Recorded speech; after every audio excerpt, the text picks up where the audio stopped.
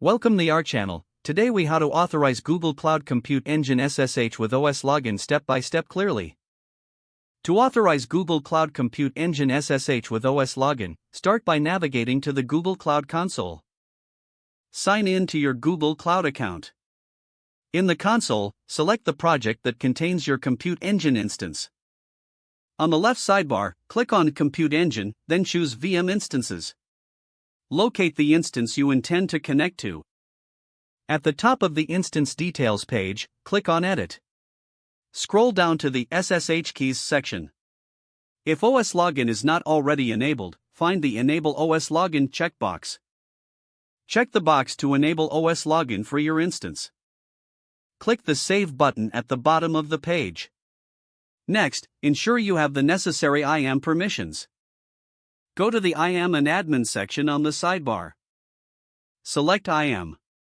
Find your user account in the list. Ensure you have the roles/compute viewer and compute OS login permissions assigned.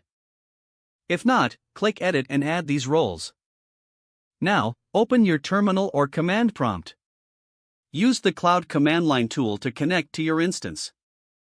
Enter the following command: Cloud Compute SSH instance _name. Replace instance _name with the name of your VM instance. After executing the command, if prompted, enter your Google account password. This will allow you to connect to your VM instance using OS login. Once connected, you will have access to your Compute Engine instance securely.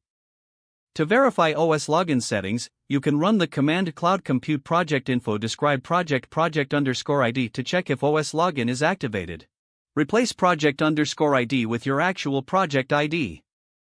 Congratulations, you have successfully authorized SSH access using OS login. If the page does not load, refresh the browser or try again in a private or incognito window. Make sure you are using the correct email address, then retype it carefully to avoid small typos.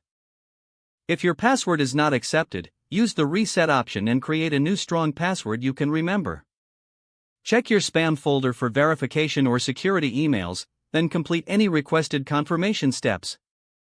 Enable two-factor authentication if available to improve account security and reduce unauthorized access risk.